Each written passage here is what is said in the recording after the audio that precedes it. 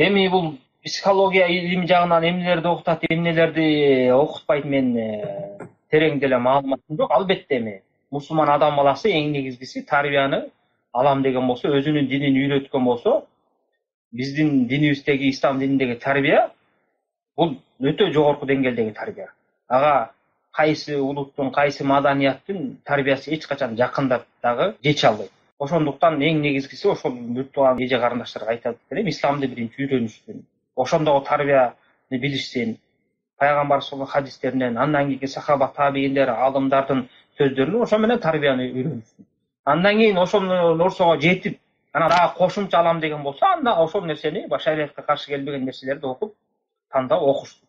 Эгерде ошону ислам дининдеги тарбияны жакшы билип алып, андан да кошумча мен кенендирээк илим алам деген болсо, анда издей берсе болот. Анан өзүндө бар нерсени окуй албай, муну жеткиликтүү билбей туруп, анан башка шектүү, болсо ислам динине бир каршы келет, каршылыктары бар боло турган бул ыктымалдуу нерсеге өзүлөрүн түртүп эмне кереги бар? Адам баласы биринчи өзүнө динин ойлош керек.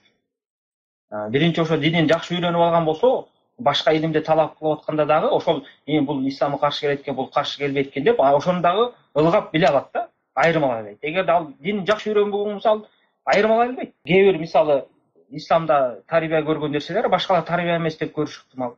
Мисалы азыркы убакта Европаны, Американы карасаң, тарбия башкача. Алар мисалы 18ге чыккандан кийин бүттү, ал сени баласын үйдөн чыгарып салат, сен чоңойттуң деп.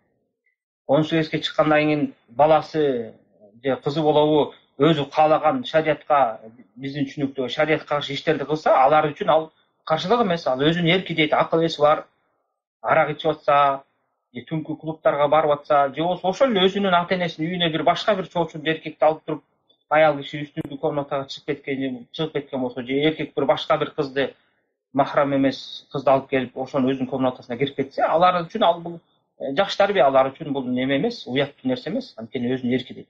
Бизде шариатта андай эмес. Мына ошондуктан адам баласы өзүнүн биринчи шариатын үйрөнүп алып туруп, андан кийин анан дагы ошол жетиш болуп аткан болсо, албетте ал жетиштүү эле, бирок кээ бир өзү ушундай ойлойт да. Анан ошону кененирээк алам деген болсо, ошону ылгап тандап анан үйрөнсө болот. Ага чейин бул ушундай кадамдарга барган болсо, адам баласы өзүнө да зыян келтирет, динине да зыян келтирет. Жана туура эмес маалыматтарды алып алыш ыктымал тарбияда. Аллаху алам.